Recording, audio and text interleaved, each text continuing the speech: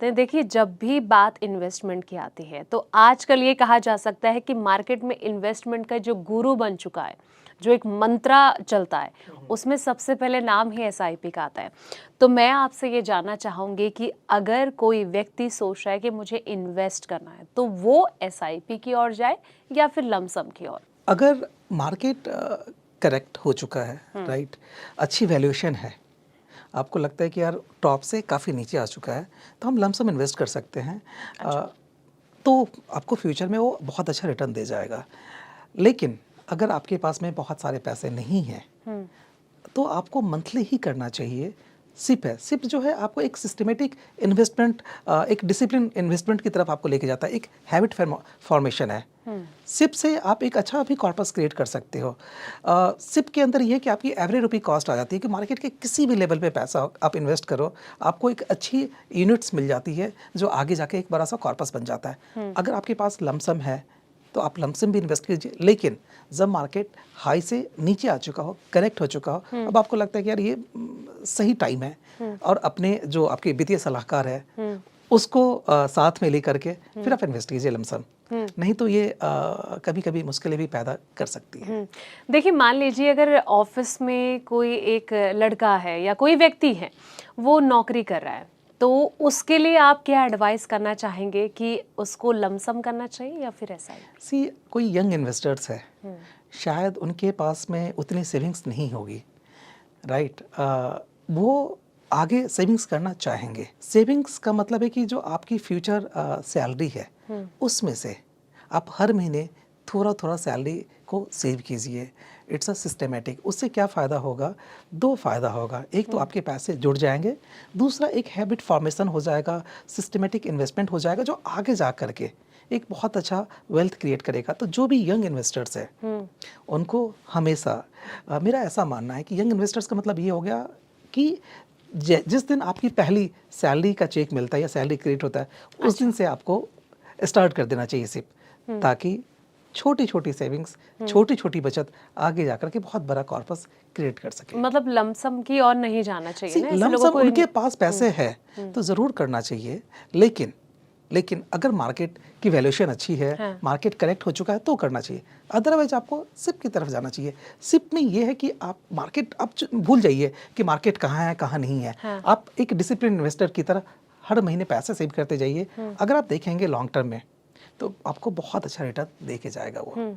लेकिन प्रहलाद जी, अगर ज़्यादा पैसा है, मतलब मान लीजिए कि एक लड़की है, उसे निवेश करना है, उसके पास अच्छा खासा अमाउंट है, लगभग 5 से 10 लाख का अमाउंट उसके पास है, लेकिन वो ये चाह रही है कि मुझे इन्वेस्ट करना है, बड़ा रिटर्न कमाना है, तो उसको फिर क्या एडवाइस करेंगे? क्योंकि देखिए, सिप के लिए एक तो पेशेंस लेवल होना चाहिए, एक टाइम ड्यूरेशन होना चाहिए, लेकिन अगर वो चाह रही है कि लमसम, तो उसके लिए बेटर रहेगा लमसम? बिल्कुल हो सकता है बेहतर। सी, अगर हमारे पास में 10 लाख रुपए है, मुझे मार्केट में लगाना है, दो चीज़ हम देखेंगे। अगर मार्केट करेक्ट हो चुका है तो आप लगा दीजिए, नहीं मार्केट करेक्ट नहीं है क्योंकि मार्केट को कोई टाइमिंग नहीं कर सकता, फिर आप क्या कर सकते हैं, एक सिस्टमेटिक ट्रांसफ़र प्लान होता है जिसको हम एसटीपी कहते हैं। उसमें कि आज हमने 10 लाख रुपए इकट्ठा डेट फंड में डाल दिया। डेट फंड का मतलब होता है वो गवर्नमेंट सिक्योरिटीज़ में जाता है जहाँ पे रिस्क बहुत कम है, और हर महीने 10 लाख रुपीज़ में से, जैसे सिप क्या होता है आपकी फ्यूचर सैलरी से सेविंग करते हैं, उसी तरीके जो एसटीपी आज आपने इकट्ठा म्यूचुअल फंड में डाल दिया, हर महीने डेट फंड से इक्विटी फंड की तरफ स्विच होगा। हर महीने जैसे 10 लाख पे आज डाल दिया, और हमने ये उनको एडवाइस डाल दिया कि भैया आप हर महीने 50,000 रुपये मेरे डेट फंड से आप इक्विटी फंड में डालते रहो। तो it's like a sip also. अगर आप देखें तो इस सिप की तरह ही काम करेगा, बट वहाँ पे रिस्क बहुत कम हो जाएगा और अच्छे रिटर्न की गुंजाइश है। तो आप लमसम मार्केट में इक्विटी में ना डाल करके आप सिस्टमेटिक ट्रांसफर में डालिए, एसटीपी में डालिए, ताकि आपका पैसा बढ़ सके और एवरेज बाइंग कॉस्टिंग भी निकल सके। आपने नई चीज़ यहाँ पे बोली एसटीपी के बारे में। मुझे लगता है शायद इस वक्त जो हमें व्यूअर्स देख रहे होंगे, कई लोगों को इसके बारे में पता होगा, कई लोगों को इसके बारे में नहीं पता होगा। तो मैं चाहूँगी एक बार थोड़ा उनको भी ज़रा क्लियर कर दे कि ये क्या होता है। एसटीपी आप मार्केट में इन्वेस्ट करते हैं। मार्केट में आप दो तरीके से इन्वेस्ट कर सकते हैं। पहला कि आप डायरेक्ट जाइए इक्विटी मार्केट में इन्वेस्ट कर दीजिए। मार्केट के किसी भी लेवल पे आपको पता नहीं कि मार्केट यहाँ से ऊपर जाएगा नीचे जाएगा, आपने आज पैसा सारा का सारा पैसा डाल दिया, अगर मार्केट वहाँ से ऊपर जाएगा तो आपके पैसे बनेंगे, लेकिन अगर मार्केट टूट गया, करेक्ट हो गया, तो पैसे आपकी वैल्यू तो कम हो जाएगी ना। तो उसको, उस निवेश को बचाने के लिए, उस पूंजी को बचाने के लिए आप क्या कर सकते हैं, आप थोड़ी सी स्मार्ट इन्वेस्टमेंट कर सकते हैं कि हमें तो आज सारा का सारा पैसा मार्केट में लगाना ही है, तो हम इकट्ठा सारा का सारा इक्विटी में ना लगा करके हम डेट में पार्क कर देते हैं। It's like a parking fund, जहाँ पे हमने पार्क कर दिया पैसा और हर महीने वहाँ से पैसा इक्विटी में जा रहा है। इट मीन्स अगर मार्केट टूटेगा भी ना तो 50,000 पे ही रिस्क है आपका, राइट। अगर मार्केट टूटेगा तो नेक्स्ट मंथ में फिर 50,000 पे वहाँ से इन्वेस्ट होगा, तो नीचे का आपको यूनिट ज़्यादा मिल जाएगा। यानी आप सेल में आप खरीद रहे हो, यानी अगर इस महीने आपने इस लेवल पे मार्केट पे पैसा इन्वेस्ट किया है, कल को मार्केट यहाँ पे भी जाता है तो जो आपने एसटीपी में पार्क कर रखा है पैसा, तो इस लेवल का आपको एनएवी मिलेगा, तो आपकी एवरेज बाइंग कॉस्टिंग निकल जाएगी। उससे ये फायदा होगा कि नंबर ऑफ यूनिट्स आपको ज़्यादा मिल जाएगा एंड मार्केट का बेनिफिट मिल जाएगा। बिल्कुल। आप ही खुद ये एक्सपर्ट हैं, तो मैं आपसे ही जानना चाहूँगी कि आपकी ये इन्वेस्टमेंट स्ट्रेटजी क्या है? मतलब आप अपने अगर सेंस में लेके चले तो आप क्या बेहतर मानेंगे? जैसे कि एसआईपी को लेकर हम बात करते रहते हैं अक्सर, और एडवाइस भी आप करते हैं, बहुत सारे ज्ञान आप हमारे व्यूवर्स को देते हैं, तो आप एज अ एक्सपर्ट के तौर पर क्या सजेशन देना चाहेंगे? इन्वेस्टमेंट जब भी आप करें तो सबसे पहले आपके पास में होना चाहिए कि हमारा लाइफ का माइलस्टोन है क्या, हमें क्यों इन्वेस्ट करना है। जब तक क्यों नहीं पता होगा ना तो आप इन्वेस्टमेंट नहीं कर पाएंगे। ऐसा देखा गया अमूमन कि लोग 2 साल के लिए इन्वेस्ट करते हैं और गलत फंड चूज़ कर लेता है, वो स्मॉल कैप फंड चूज़ कर लिया जो कि बहुत रिस्की होता है। हो सकता है कि वो 2 इयर्स में आपको रिटर्न दे भी जाए, लेकिन चांसेस है आपके कैपिटल में से पैसा नुकसान भी हो जाएगा। तो ऑलवेज सबसे पहले स्ट्रेटजी बनाइए कि आपका पर्पस क्या है, फिर उस पर्पस को आप प्रोसेस के साथ जोड़िए, फिर लास्ट में आपको पे ऑफ मिलेगा कि अगर मुझे आज 10 साल के इन्वेस्ट करना है, कि सही मार्केट को आप टाइमिंग नहीं कर सकते, मार्केट को टाइमिंग तभी कर सकते जब आप मार्केट में इन्वेस्टेड है। आप लॉन्ग टर्म प्लानिंग कीजिए, क्योंकि पैसे की ज़रूरत ना लॉन्ग टर्म में ज़्यादा होती है। शॉर्ट टर्म में क्या है कि आपकी जो भी मंथली एक्सपेंसेस है उसका टेक केयर तो आपके इनकम से हो ही जाता है। पैसे की ज़रूरत कब पड़ेगी? जब बच्चे स्कूल जाएंगे, जब कॉलेज में जाएंगे, अपने रिटायरमेंट के लिए, अपने घर के लिए, तो फिर आपको चाहिए, उसमें आपको एक कॉर्पस चाहिए होगा। तो जब भी आप स्ट्रेटजी बनाएं तो सबसे पहले ये देखें कि पर्पस क्या है आपका इन्वेस्ट करने का। अमूमन ऐसा देखा गया कि लोग 2 साल 3 साल 4 साल में एग्जिट कर जाते हैं मार्केट से। जब आप एग्जिट करते हैं ना मार्केट से तो नुकसान होता है, और फिर जब आप एग्जिट करते हैं फिर मार्केट चलना शुरू होता है तो पता चलता है कि यार ये तो फंड इतना बढ़ गया। टर्म्स कंडीशन पे भी डिपेंड करता है। देखिए अभी मार्केट अभी अच्छी चल रही है, फिर कुछ दिनों में फिर से मार्केट डाउन चलेगी, तो ये फ्लक्चुएशन तो हम लगातार देखते ही रहते हैं।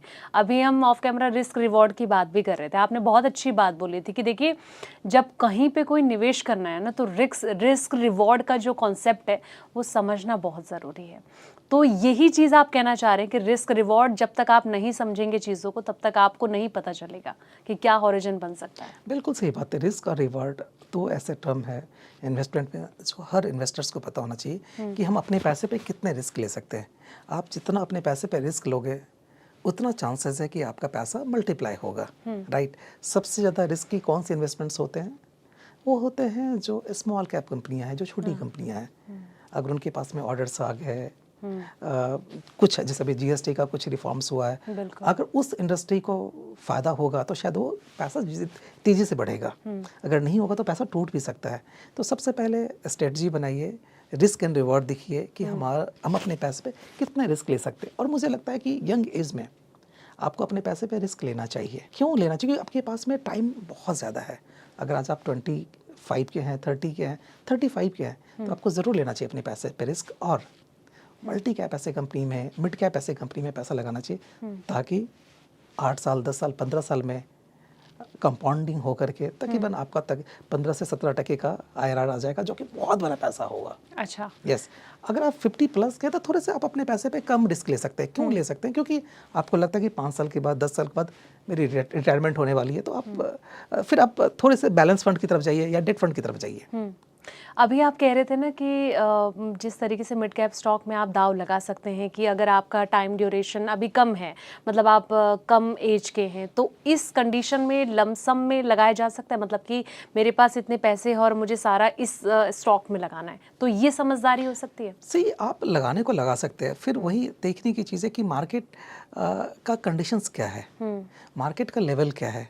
अगर हम देखें, अगर मार्केट टूट चुका है, करेक्टेड है, तो आप लगा सकते हैं। हो सकता है कि अगर आपको 100 रुपये लगाने हो तो आप 20 रुपये भी लगाइए, फिर वेट कीजिए।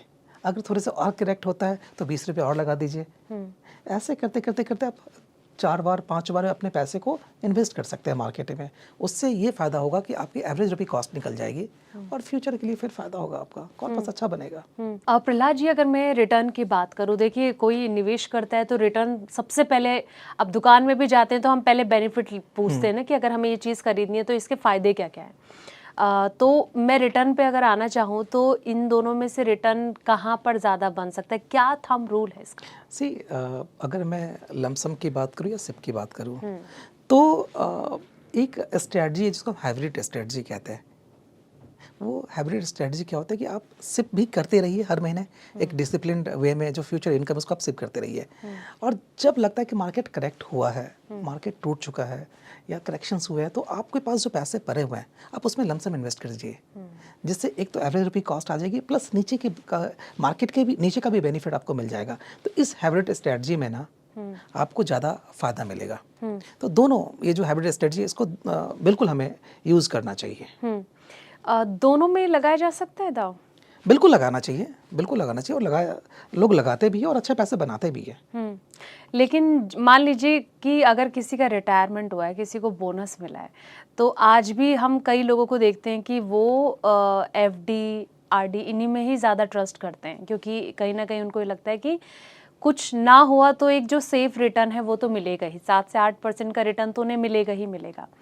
तो उसके इतर अगर आप एडवाइस करना चाहेंगे तो किस और जाना उनके लिए बेहतर होगा? आज कोई रिटायर्ड हो रहे हैं, उनके पास में एक लमसम पैसा आएगा। वह पैसा कहाँ से आएगा? पीएफ से आएगा, ईपीएफ से आएगा, ग्रेच्युटी से आएगा। उस पैसे को क्या करना चाहिए? जो बेस्ट सलाह होगा उनके लिए कि आप उस पैसे को आप बैलेंस एडवांटेज फंड में पार्क कर दीजिए, पैसा वहाँ पे इन्वेस्ट कर दीजिए, और तकरीबन 6% का आप उसमें से विड्रॉल करते रहिए। जैसे सपोज आज आपके पास में 1 करोड़ रुपये आ गया, उस 1 करोड़ रुपये को आप SWP में डाल दीजिए, सिस्टमेटिक विड्रॉल प्लान में डाल दीजिए, और उसमें से आप 6% यानी साल का 6 लाख रुपये हो गया, महीने का 50,000 रुपये आप लेते जाइए, विड्रॉल करते जाइए। और ऐसा देखा गया है कि 5 साल 7 साल 8 साल में ना ऑन एन एवरेज जो बैलेंस एडवांटेज फंड में जो रिटर्न आता है ना, वो 10 से 12% के बीच का होता है। हाँ। अगर 12% का रिटर्न आता है तो 6% ही आप विड्रॉल कर रहे हैं। हाँ। 6% आपके प्रिंसिपल में हर साल ऐड हो रहा है। आप देखेंगे कि 5 साल के बाद जो आज आपने 1 करोड़ रुपये डाला था, वो 1 करोड़ रुपये बढ़ करके 1 करोड़ 35 लाख, 1 करोड़ 40 लाख रुपये हो चुका है, और 5 साल में आपने 30 लाख रुपये विड्रॉल भी कर चुके हैं।